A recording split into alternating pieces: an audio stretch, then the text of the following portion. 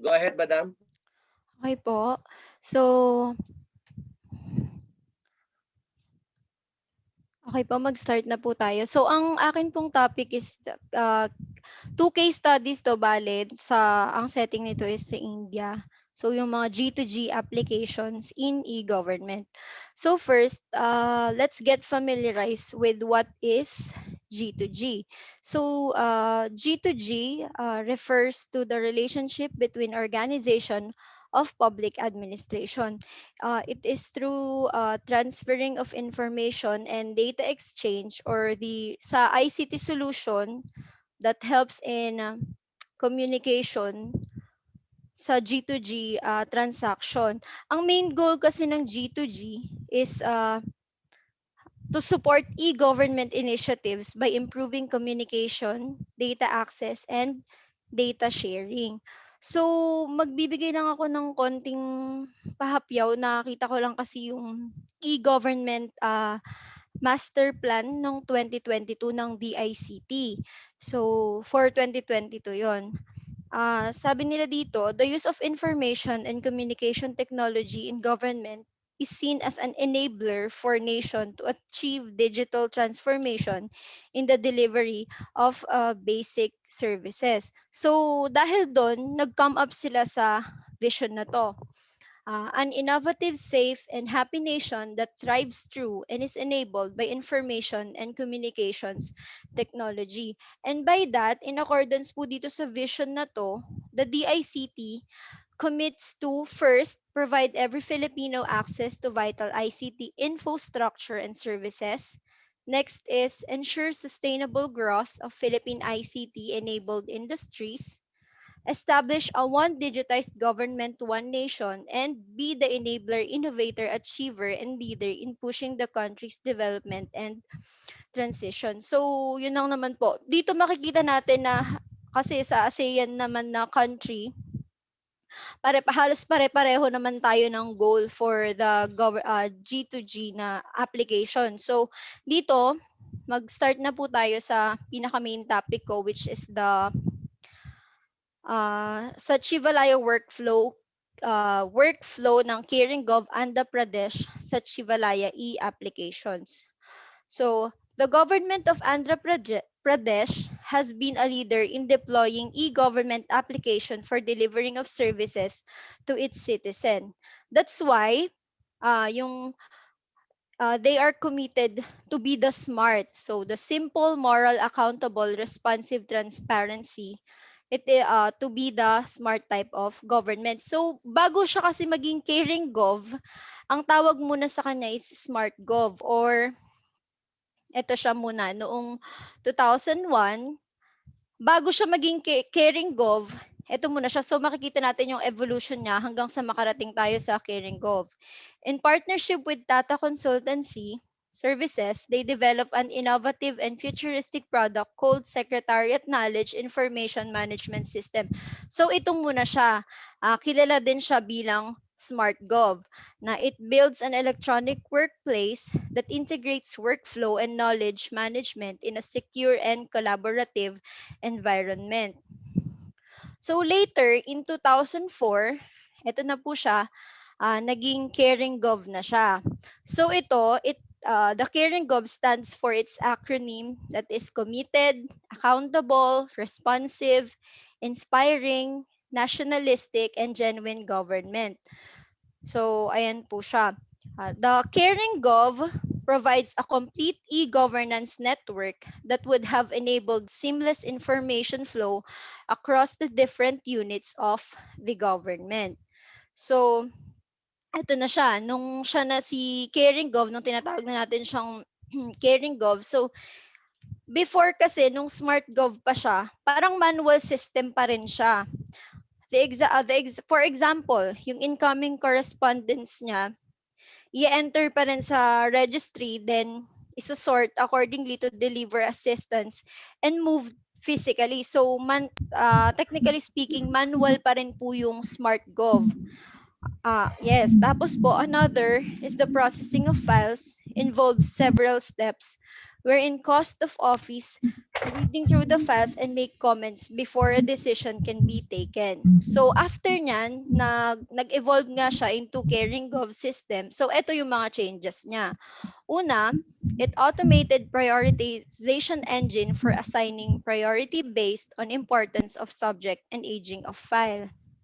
Next is automated reminder mechanism, automated generation of routine drafts, reduction in the number of steps, introduction of milestone concept, and introduction of form-based decision processing. So, ang example nito, kung halimbawa, merong hard copy, yung document nila is ini-scan na lang sa system. And then yung system, it automatically generates a number of file and send the file dun sa assigned na officer. And then also yung drafting procedure is completely electronic. The user simply just simply need to click the file, and then makikita na nila dito kung may comments or any other thing or changes doon sa file. So next is implementation challenges. So, sa lahat naman ng mga pagkakataon, kung ano, lalo na hindi pa naman siya, kumbaga nagsisimula pa lang siya. So dito, nagkaroon ng along the way, nagkaroon ng mga challenges or mga problems during implementation nitong Caring Gov. So the first one is, employees resisted the change. Kasi nga tong mga empleyado na to, takot silang takot silang mawalan ng trabaho kasi nga sa insufficient hardware, tapos malilesen yung work nila. And then they fear to lose power. Then the next is too many vendors in the fray. Ito namang sa part na to, ang may problem naman dito is yung Tata Consultancy, kung saan marami yung service provider. Kumbaga sa part nung may nagme-maintain ng network, may nag-handle ng ibang maintenance. So marami din kausap si Tata, yung service provider, na kung saan minsan nalilito na siya. Pero ang main task niya lang sana is kung paano i-run smoothly yung Caring Gov. So madami siyang kailangang kausapin na itong system na to, bakit nag-fail to? Bakit ito hindi smooth yung kanyang sa system? So yun, so masyadong maraming kausap yung Tata Consultancy. And then next is, officers did not get a sense of attachment to government orders. So, yung most users kasi mas gusto nila yung nare-read, nababasa nila through paper documents. So, yung iba kasi lalo na kung medyo, ang tawag na dito, hindi ka naman ganun na kateki or hindi ka naman nasanay na nakaharap ka sa computer. So, yung iba, tinatamad na magbasa sa computer. So, yun yung mga isa sa mga challenges. Similarly, some officers were not used to electronically forwarding the files to other sections as their subordinates had been managing the routing in manual system. Other officers felt that they could sign a physical file within seconds, whereas it took more than a minute with Caring Gov. In addition, sa pa po doon yung sa typing skills. Kasi hindi naman lahat yun nga, hindi nga siya techie, hindi siya marunong gumamit ng computers, and so, kaya ayun, nagkakaroon sila ng problema. Another one is conflicting requirements nare-receive ng mga iba-ibang officers. So, ang nangyayari dito, nag-comment yung isang officer dito sa file na to, tapos yung isa nag-comment din. So, minsan magkakaiba pa yung mga comment nila. Kaya nagkakaroon ng confusion. Next is, different system was introduced to the trainees. Kasi nung time na nagkaroon ng training, ang na-introduce pa lang sa kanila is the Smart Gov. So, yun din yung ginagamit nilang system. After nun, nagkaroon ng training for Caring Gov naman. Pero nung pagbalik nila sa training nila, yung system pala nila is sa SmartGov pa rin. So manual, halos medyo hindi pa siya electronically pero halos manual pa rin. Yung tinuro sa kanila, kumbaga, wala ding saysay kasi hindi din naman nila mai-apply dahil iba naman yung system na gamit nila.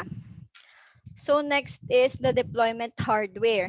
Getting the software loaded into the system and getting the employees or yung human resource na mag-operate noong system.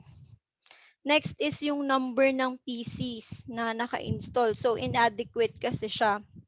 Minsan or kadalasan sa isang PC, 3 tao yung nag-share. So bukod doon, imbes na madaming nagagawa yung iba, nag-share sila. So yung isa, mamaya wala nang ginagawa kasi nga wala naman din siyang PC na gagamitin. So next is technical problems continued to persist. For instance, there was a fear that once the system became fully operational, the network would become clogged. A clear-cut policy on space management and archive mechanism like closing and retrieving the file had yet to evolve. Kasi yun din minsan yung problema natin. Minsan kunyari, hindi naman sa attach, kumbaga ginagamit na natin siya, tapos biglang down na yung system, wala na din tayong option pa na iba, kundi yun lang din, so hihintayin natin na mag-online ulit siya.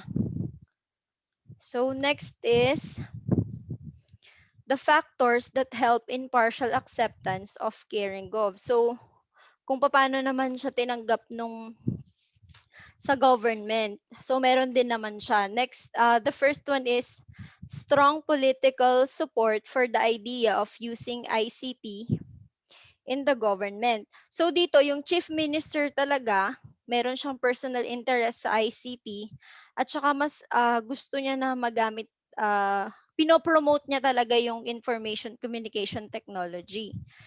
So next is the environment encouraged strong competition among department. Next is a partnership was built with the largest software network company that had the capability of designing complex systems. The other one is there was no organized resistance from the union. So, nung time na to, wala talagang nag-resist, walang umaayaw doon kasi pinangako naman ng government na kahit na meron na to, kahit meron na yung caring gov, hindi pa rin sila mawawalan ng trabaho. So, kung nandun na sila, doon lang sila, hindi naman sila aalisin. So next is, they are well organized and trained ICT department to conceive and implement a complex system. So our key lesson for our first case study is that Caring Gov introduced a paperless file processing system in the state secretariat to cut down processing time, improve quality of policy decision, and reduce corruption. So dito, lahat to electronically handled na siya, mas mapapabilis. Lahat ng mga government transactions, makikita na siya kaagad. Or, yun, paano nang tawag dito? Basta yun. Ang tawag dito, makakapag-comment na yung mga officers. So next is, yung akin pong next na topic is next case study is the Kajane. Kajane Computerization and Networking of Government Treasuries in Karnataka.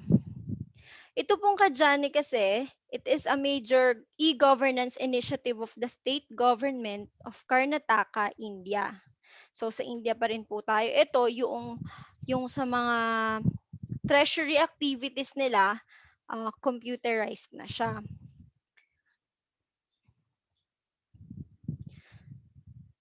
Okay, so by automating procedures and internal controls, it strengthened the financial controls and promoted accountability that resulted in huge expenditure and efficiency gains. So dito, yung Kajane project kasi, it mainly eliminates systematic deficiencies in manual treasury system. So, imagine niyo po yung reason kung bakit kasi nila inimplement tong project na to is because before, yung manual na transaction nila inaabot ng 60 days. So, very slow paced yung kanilang transaction na sobrang tagal na. Yung iba kailangan na yung fund na yon pero hindi makarating sa kanila agad kasi sobrang bagal ng transaction. Imagine niyo po yung 60 days or 2 months bago maibigay sa kanila yung fund na kailangan nila. So, eto po. Ang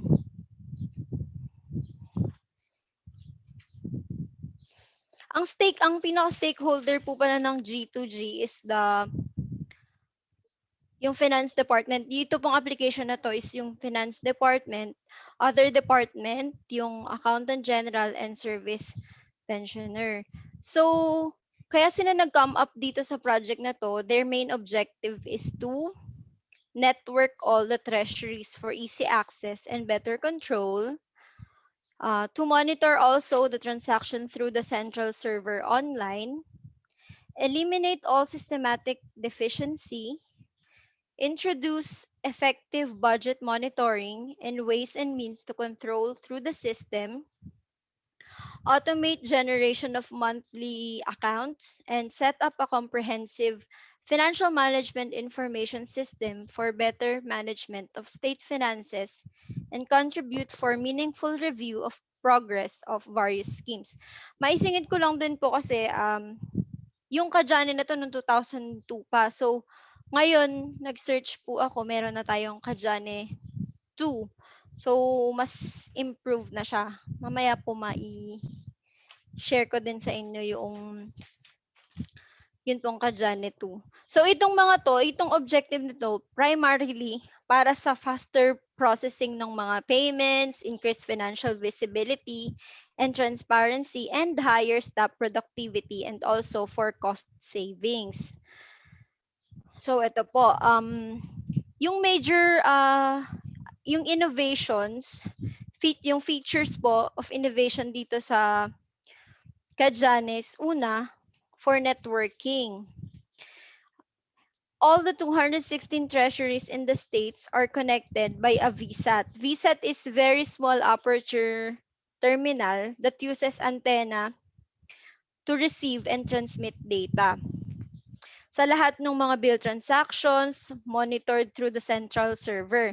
Master files common to all the treasuries are updated from central server only, and all the government revenue and payment details are updated online centrally. The government has access to the real-time data regarding expenditure. Another feature is the online data processing. The bills presented to Treasury are processed and passed for payment online. Various master files facilitate proper validations of the claims, ensuring adherence to the provision of the final code. The process encompasses related activities like check printing, delivery, and accounting. The data captured at the time of the bill entry is issued for system validation of the bill as well as for finalization of accounts and various reports. Another feature of innovation is automated account generation.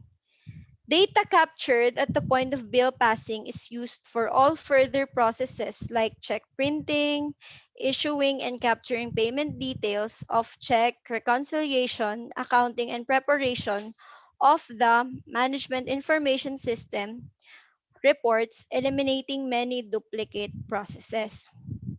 Another feature is comprehensive expenditure reports. Dito naman, na-generate yung mga iba-ibang report from drawing and disbursing officers to controlling officers, chief controlling officers, financial department, and finally sa departmental secretaries. Dito, yung mga report na yun, na-generate sa system. Yan, na-generate siya sa system. Itatransmit yan sa lahat ng mga corresponding officers, yung mga kailangang makakita. So next is the online bill clearance in the new system. In the computerized system, The role of the Treasury officials is limited only to entering the details of the bills into the system. The validation of the bill against the budget availability requirements regarding the provision of financial code, treasury code, and manual of contingent expenditure will be validated by the system itself. The system checks for the validations and the genuineness of the drawing officer, the authority for him to draw the money for the scheme, whether it is within the financial power. So dito sa system na to, kung kunyari may objection kasi lahat ng mga codes nakapasok na dito. Yung kung dati ang nag-o-object kung merong mga problems or may objection doon sa may fund, sa request ng fund, kung may objection, physically may tao na mag-o-object or sasabing hindi to po pwede. Pero dito, since may mga code nang naka-input, so ito, sasabihin na noong system kung may mga objection. So mainly kasi yung treasury officer, mag-e-examine lang siya. So mag-o-observe lang din siya. Pero yung mga codes na nakasave na doon, yun na yung susundin. Next is the budget control. The system controlled budget monitoring. It is an important feature of this project. Ito yung pinaka-importanting feature noong project na yon, wherein they are transferred to the control officer across the state in the district, and then this budget distribution is released with full particulars of the last item of expenditure. By the time of the treasury officer captures the details of the bill into the system already has the information regarding the funds released to this particular scheme. If the fund is available, the bill will be cleared. Otherwise, system raises an objection. This has eliminated the overdraw of funds and misclassification. So, dito lahat sa system na kung may yun nga ako kung may objection o ano man, kung i-approve niya, so si system na yung magsasabi. So next is the ways and means of control. The finance department can operate ways and means to control directly on the central server after taking into cognizance of cash availability and outstanding liability for the day. The system will restrict the clearance of bill across the state for the financial limits set by the finance department. This helps the government in better cash management and prevention of overdraws. So next is online fund transfer. So very familiar naman tayo dyan din ngayon. So before kasi, nung sa manual system, yung pagre-release nga nung fund, yun sinasabi ko kanina 60 days or so. So nito na decrease na yung step, and then inabot na lang din siya ng mga 2 to 3 days. So ganun na lang siya katagal, from 60 days to 2 to 3 days. Next is monitoring of NDC bills. Yun yung non-payable detailed contingent. Bills are the final settlement bills for funds drawn as advances to meet the emergent payment by implementing officers. Now, the government has implemented the procedure and the NDC bills are now being routed through the treasuries. A new provision has been made in Kajani software so that the system will track the pending NDC bill and will not allow the next bill to clear if the NDC bill for the previous AC is not cleared within 30 days. So next is Social Security pension payment. Dito, sobrang dami ng mga pensioners receivers nila. So, ang total ng kanilang mga receivers is 15.7 lakh. Lakh yun po yung ginagamit nilang unit for numbers. So, it is equivalent to 100,000. So, dun sa 15.7, 1,570,000 yung kanilang kinikater ng services. So, kasama na dun yung mga old security pensions like old age pensions, handicap pensions, widows, and then yun nga, yung mga widow pension. So, each and every one is given 200 rupee. So, binibigyan nila ng 200 rupee yung mga pensioners na yun through yung computerized na rin doon yung transfer nila. Kasi, imaginein mo yung 1 million na higit na tina-transfer na nila kung manual pa rin yung transaction nila. So, kasama sila doon sa bagong innovations noong Kadyane. So, mabilis lang na nabibigay sa kanila yung pera. And hindi pa naman din nun, ang nangyayari din kasi is after the online transaction, so naiayos na lahat. So, sa kanilang doorstep, kakatok na lang yung magbibigay sa kanila ng kanilang pension. So, hindi na nila kailangan lumabas o ano man, basta ipaprocess na lang yun online and then magna-knock-knock na yung yung officer, ibibigay na yung 200 rupee nila, Indian rupee. So, next is transparency in treasury transaction. To enhance the transparency in treasury transaction, so meron yung first in, first out. Kung sino yung unang pumasok dun sa system nila, kung ano yung unang file na nandoon, dahil nga nagge-generate naman ng number file yon, so yun yung susundin natin, sila din yung unang i-cater nila and then sunod-sunod na siya. So first in, first out policy tayo doon. Yan. Next is the manpower savings. The implementation of the project has resulted in huge manpower savings because of automated classification and compilation of accounts at the treasury level. So, imagine din ninyo, nung time na na-implement na tong Kadyane, nakasave sila ng 100 million per annum. So, malaking savings yun. May convert na nila yun sa iba pang pangangailangan ng kanilang government. So, ng Karnataka. Kasi ito po ay based sa Karnataka. Kadyane is based in Karnataka. So, next is the Financial Management Information System. The details captured at the time of bill entry itself are utilized for preparation of classified accounts and also to generate various financial management information system reports. These reports are used by the Finance Department for management of the state finances and by the departments and the government for reviewing the progress of implementation. Yung ibang report dito po, nasasubmit siya sa financial department online. So, and the Reserve Bank deposit statement given are yung mga details ng cash and cash disbursement nakasulat na po siya and reported na siya.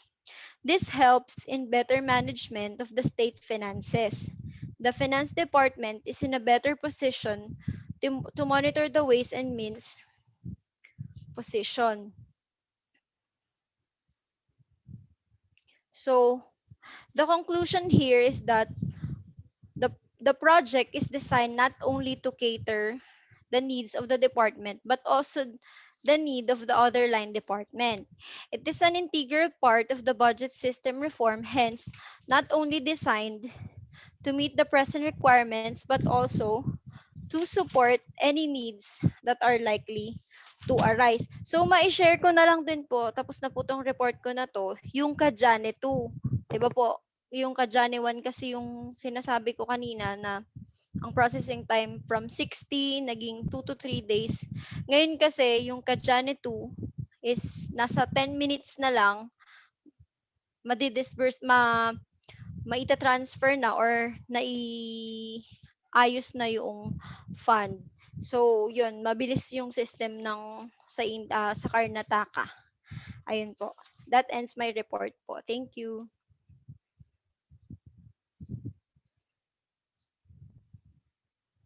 Okay, thank you very much, Madam.